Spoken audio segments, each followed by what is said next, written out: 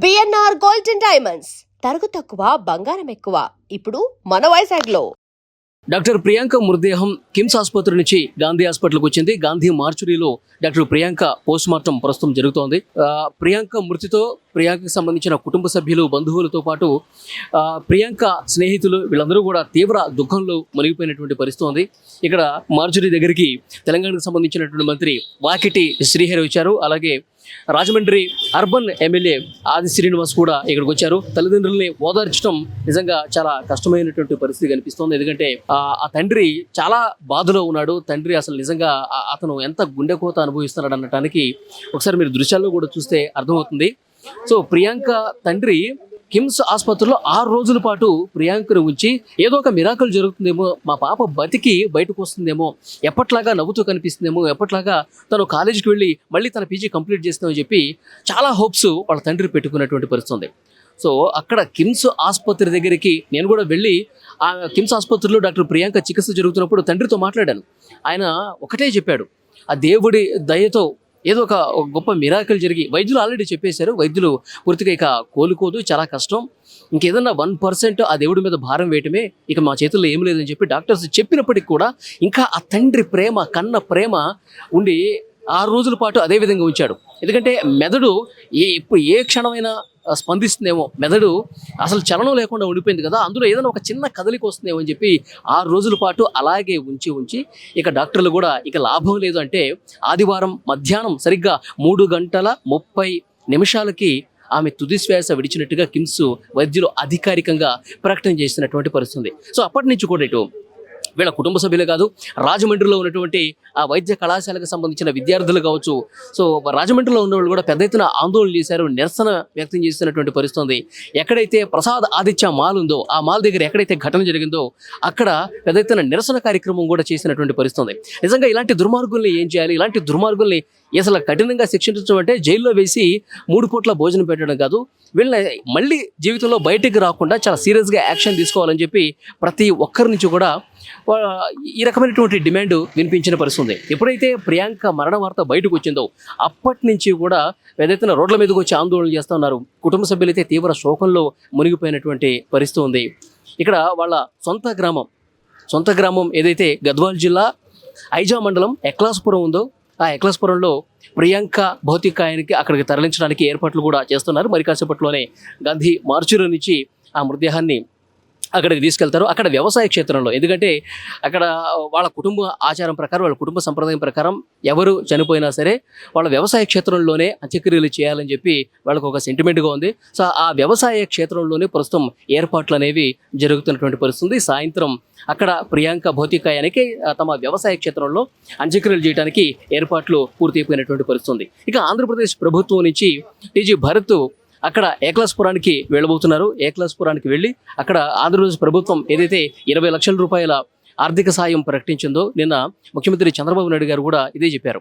మరణ వార్త తీవ్రంగా కలిచివేసింది. ఎంతో భవిష్యత్తు ఉన్నటువంటి ప్రియాంక విగతజీవిగా మారిపోవటానికి ఆ దుర్మార్గులు ఎవరైతే కారణమో ఆ నిందితుల్ని చాలా కఠినంగా మేము శిక్షిస్తాం, మళ్ళీ తాగి రోడ్ల మీదకి వచ్చి ఇలాంటి దుర్మార్గాలు చేయాలంటే భయపడే విధంగా శిక్షిస్తామని చెప్పి ఆంధ్రప్రదేశ్ ప్రభుత్వం నుంచి డైరెక్ట్గా ముఖ్యమంత్రి చంద్రబాబు నాయుడే ఈ ప్రకటన చేసిన పరిస్థితి. 20 లక్షల రూపాయల ఆర్థిక సాయం కూడా ప్రకటించారు. సో ఈ 20 లక్షల రూపాయల చెక్కుకు తీసుకొని టీజీ భరత్ గద్వాల్ జిల్లా ఐజా మండలం ఎక్కడైతే అంత్యక్రియలు జరుగుతున్నాయో వాళ్ళ ఏక్లాస్పురం గ్రామం అక్కడికి వెళ్ళి ఆ చెక్కును కూడా అందించే అవకాశం ఉన్నట్టుగా కనిపిస్తోంది. కానీ వీళ్ళు 20 లక్షల రూపాయలు సాయం ఇచ్చినా లేకపోతే ఎన్ని ఓదార్పు మాటలు చెప్పినా పోయినటువంటి ఆ ప్రియాంక మాత్రం తిరిగి రాదు. 6 రోజులు మృత్యువుతో పోరాడి కన్ను మూసింది ప్రియాంక. సో ఆ ప్రియాంకకు సంబంధించి ఆ భౌతికాయానికి ఇక్కడ పోస్ట్ మార్టం జరుగుతున్నటువంటి పరిస్థితి. చాలా అంటే చాలా బాధకు గురవుతున్నారు. వాళ్ళ కుటుంబ సభ్యులు కాదండి, వాళ్ళ ఫ్రెండ్స్ కూడా, వాళ్ళ ఫ్యామిలీ మెంబర్స్ అందరూ కూడా చాలా బాధకు గురవుతున్నారు, శోకానికి గురవుతున్నారు. అసలు ఏ తప్పు చేయని, అసలు ఏమాత్రం సంబంధం లేనటువంటి ప్రియాంకకి ఏమాత్రం కూడా అసలు ఆమె ప్రమేయం లేదు. వాళ్ళు ప్రసాద్ ఆదిత్య మాల్లో సినిమా చూడటానికి వచ్చారు. ప్రసాద్ ఆదిత్య మాల్లో ఫస్ట్ షో సినిమా చూడటానికి తన ఫ్రెండ్ ఉమేష్తో కలిసి ప్రియాంక వచ్చింది. ఇక సినిమా అయిపోయింది, కంప్లీట్ అయిపోయింది. అక్కడ ఆ మాల్ నుంచి బయటకు వస్తున్నారు. ఎగ్జిట్ గేట్ దగ్గర సరిగ్గా కొంచెం, ఎందుకంటే అందరూ బయటికి వెళ్ళే అదే దారి కాబట్టి కొంత ట్రాఫిక్ ఉంటుంది, ముందు కొన్ని వెహికల్స్ ఉన్నాయి. ఆ వెహికల్స్ ముందు ఉండగా ఇక ముందుకు కదలేని పరిస్థితుల్లో టూ వీలర్ మీద వాళ్ళు అలాగే ఉన్నారు. వెనక నుంచి వచ్చారు.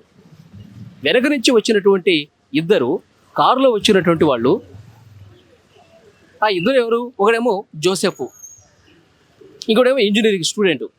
వాళ్ళిద్దరూ కూడా ఆ గేట్ దగ్గరికి వచ్చి ఒక్కసారి ఢీ కొట్టారు. వాళ్ళు తాగున్నారు కదా, వాళ్ళిద్దరూ పూర్తిగా తాగుబోతులా ఉన్నారు. తాగేసి మాల్కి వచ్చి మాల్ దగ్గర గొడవ చేశారు. వాళ్ళు సెకండ్ షో సినిమాకి చూడటానికి వచ్చారు.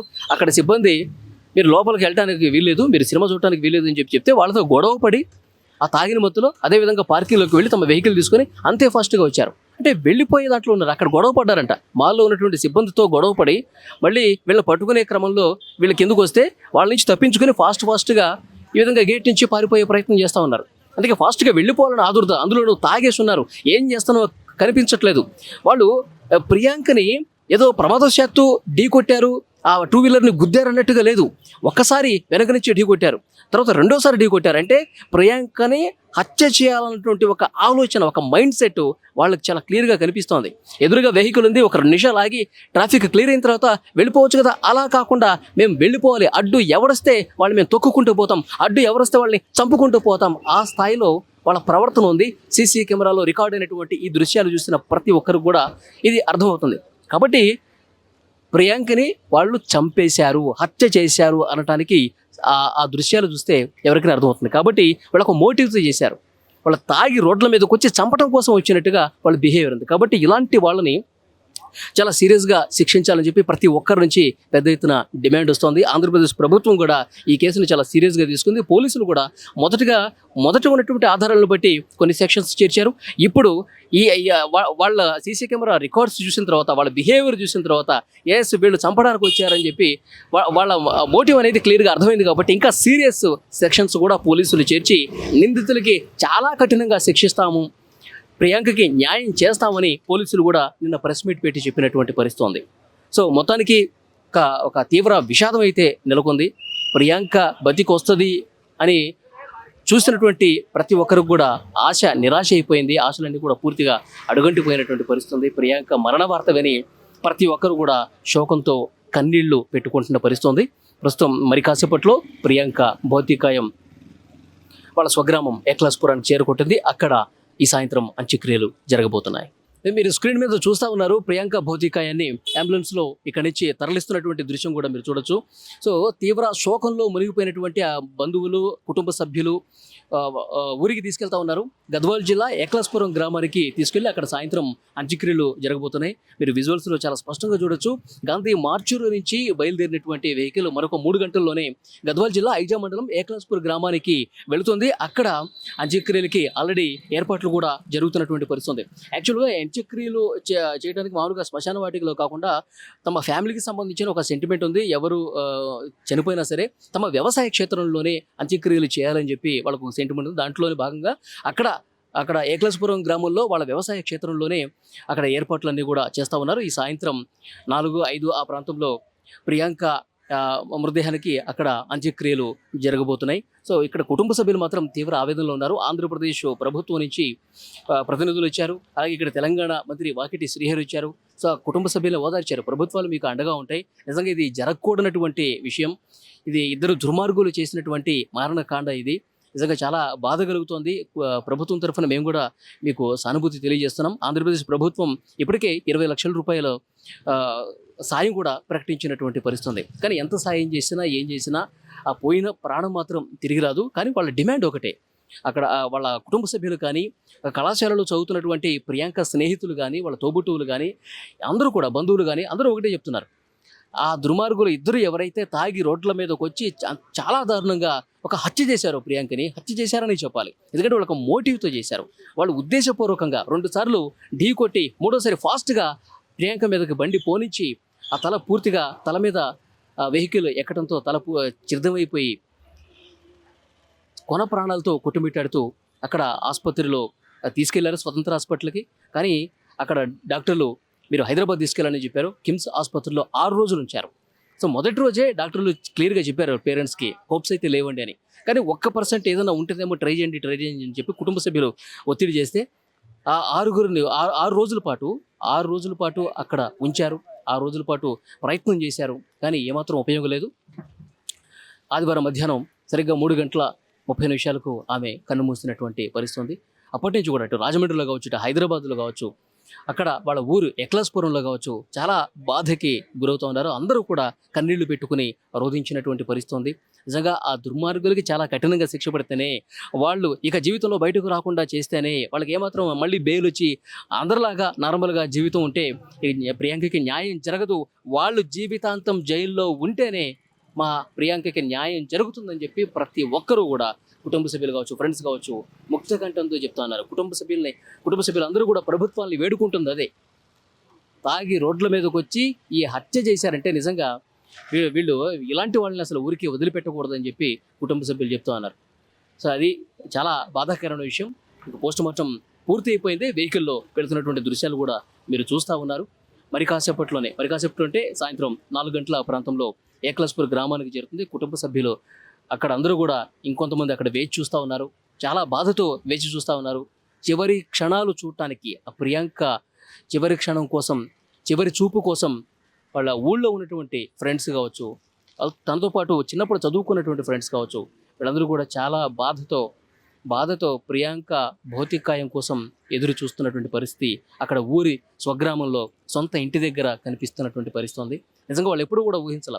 ఎందుకంటే ఈ అమ్మాయి ఇక్కడ రాజమండ్రిలో చదువుకుంటుంది. అక్కడ ఊరికి వెళ్ళినప్పుడు ప్రతిరోజు కూడా చాలా నవ్వుతూ కనిపించేది, అందరితో కలుపుగోలుగా మాట్లాడేది, ఎంతో సరదాగా ఉండేది. అలాంటి అమ్మాయి ఎంతో ఉత్సాహంగా మళ్ళీ చూస్తాములే అనుకుంటున్నటువంటి అమ్మాయి ఇప్పుడు విగత జీవిగా రావటం చూసి, ఏమాత్రం చలనం లేని స్థితిలో ఒక నిర్జీవంగా మారిపోయి, ఒక శవంగా మారిపోయి ఈరోజు ఊరికి వస్తుందా అని ఆ ఊరంతా కన్నీరు పెడుతున్నటువంటి పరిస్థితి ఉంది. కుటుంబ సభ్యులు ఇంకా ఆ బాధ నుంచి ఇంకా బయటికి రాలేదు. 3 ఆడపిల్లలే. పిల్లల్ని మంచిగా చదివించి వాళ్ళు ఒక ఉన్నత స్థాయికి వెళ్తే అంతే చాలా అనుకున్నటువంటి ఆ తల్లిదండ్రులకి తమ బిడ్డని ఈ విధంగా చూస్తామని చెప్పి అనుకోలేదు. ఇంకా ఆ బాధలోనే మునిగిపోయి ఉన్నారు.